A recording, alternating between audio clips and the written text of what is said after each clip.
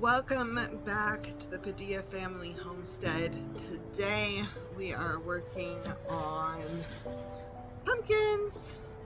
So we're gonna cut this down, we're gonna roast it, we're gonna make some dehydrated pumpkin powder that you can use in things. We're also gonna work on some fun recipes with the seeds. First things first though, I'm going to rinse this off and we're going to do one pumpkin at a time. I do have two. I don't know if I'll get to both today. But we're going to go ahead and get started on this and get it going and show you how easy it is to work with some of these pumpkins. So the first thing we need to do is wash down the pumpkin. Now I'm using my hose that has my RV filter on it. I don't have an RV, I just use the RV filter to water all my plants, and so I love it because I have clean water washing my pumpkins. And then I'm going to start cutting this open and getting it ready to scoop everything out. Just to let you know, I am going to be doing a voiceover for this video because I do live in an apartment complex with multiple people walking by, and this spans multiple days. There's lots of things going on. So we have our pumpkin open. I am using a scraper. I've used the Pampered Chef one that I started with there, and I like it. Today though, my hands were sore for doing other projects. And I used the cast iron cleaning thing. I think it's a Lodge kit. It comes with the chainmail. I really like that for scooping the seeds out.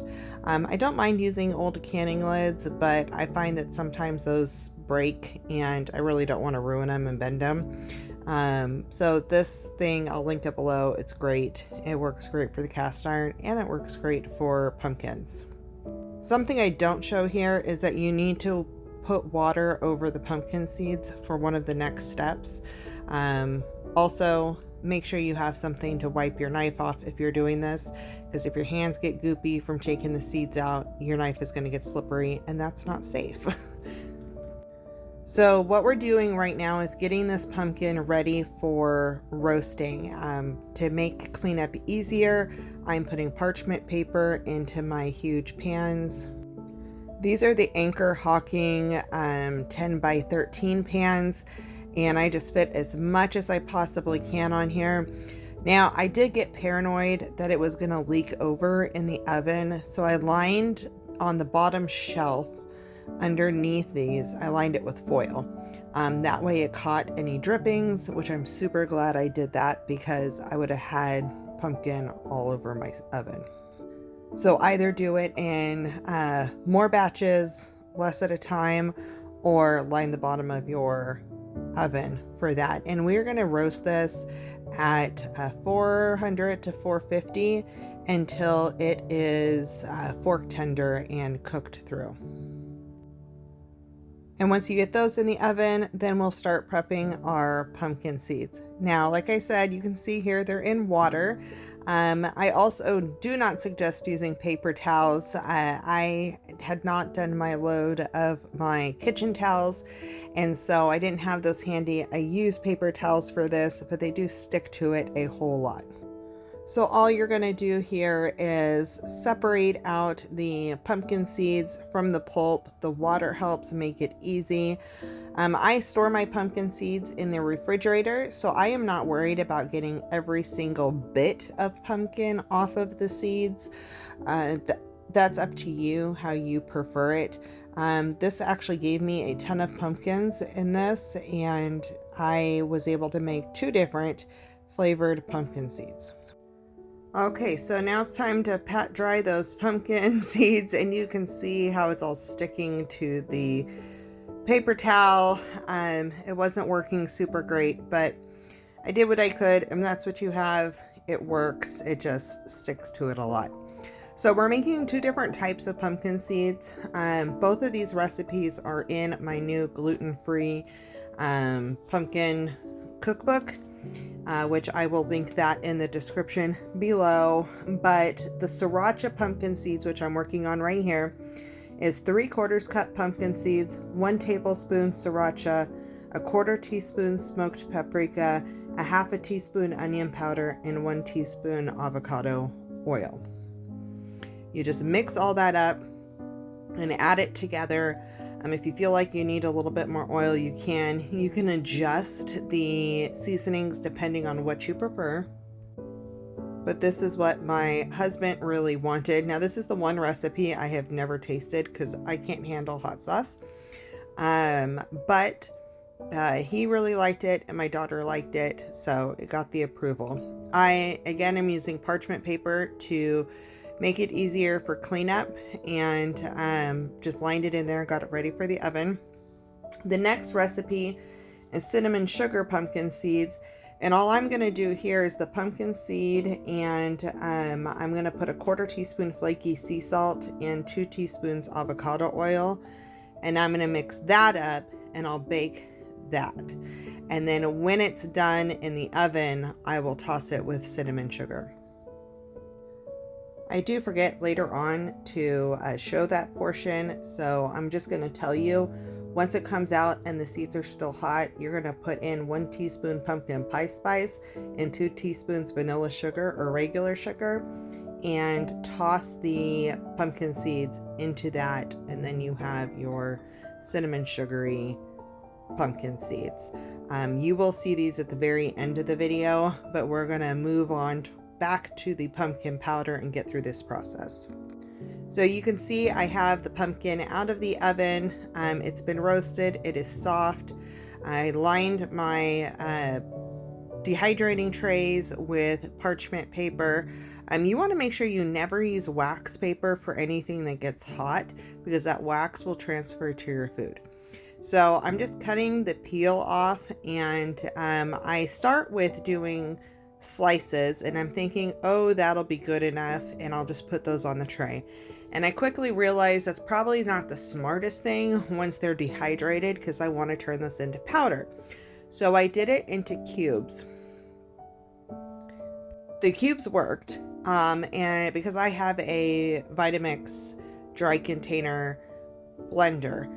If you do not have a high-powered blender like that, I suggest blending it right here at this stage, dehydrating it as a puree, and then you can put it in almost any blender to blend it up, or a coffee grinder that you're using for a spice grinder or whatever.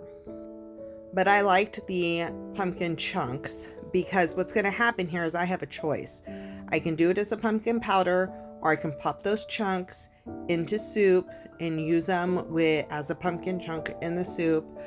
This is, by the way, absolutely delicious. As I'm cutting these up, I'm just snacking on them. So you're just going to keep going and cutting these up and filling up your dehydrator trays until you've finished the whole pumpkin. It took me it would have taken me 5 whole trays. I did 4 trays, and then I saved some of the pumpkin to use for something else. So it would have taken me about 5 trays to fill this up and dehydrate. It was quick and easy work. I wish I would have been sitting for this for my back, but it's all good. So I put it in the dehydrator at 135 degrees. And I let that go. It probably would have been fine after a day, but I let it go a couple of days. I really wanted to make sure that everything was super hard and crisp. You do not want any moisture left in these, otherwise they will rot. At this point, once they're totally dry and cool, then I stored them in a 1/2 gallon mason jar until I was ready to work on them, which ended up being about 2 weeks later. So now we're going to take those and turn them into powder, and I'm showing you I'm using the dry container for my Vitamix, and I'm going to add in my dehydrated pumpkin chunks. Again, if you did the puree, this would go so much faster. I did end up stopping and checking on this multiple times to see kind of where it was, making sure that it was the texture that I wanted it to be, and I got it to where it was pretty much some super fine powder and then some smaller granules, which is great because I can use that for all different types of projects. And I thought it was super fun. When you open it, it really looks like it's smoking, and it's the pumpkin powder. This time opening it was less because I wanted to shake it and try to get things to settle. But when I had opened it before, it looked like full-on smoke coming out. It's fun. It smells good. Great to add to your pumpkin cookies or your coffees or whipped creams or your soups. You can use pumpkin powder for all kinds of things. Dog treats. It's amazing. So there's some super fine powder, and then again there's some granules. I'm going to pour it into a mason jar, and that's how I'm going to store it. But again, I like having the chunks because I have the choice of doing chunk or powder, and I can just powder it whenever I want to. And this works for me. I'm going to take it out and show it to you on a plate though, so you can kind of see the texture that I was talking about.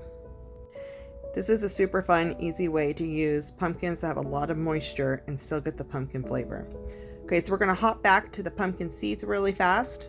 This is what they look like coming out of the oven. That's your sriracha pumpkin seeds, and then just your salted pumpkin seeds next. And again, when they're hot, you're going to take them out, and then you're going to toss them immediately with that 1 teaspoon pumpkin pie spice or cinnamon and 2 teaspoons vanilla sugar or regular sugar.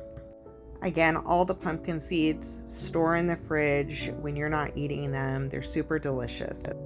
I hope this inspires you to do something fun with your pumpkins this year, and we'll see you on the next video.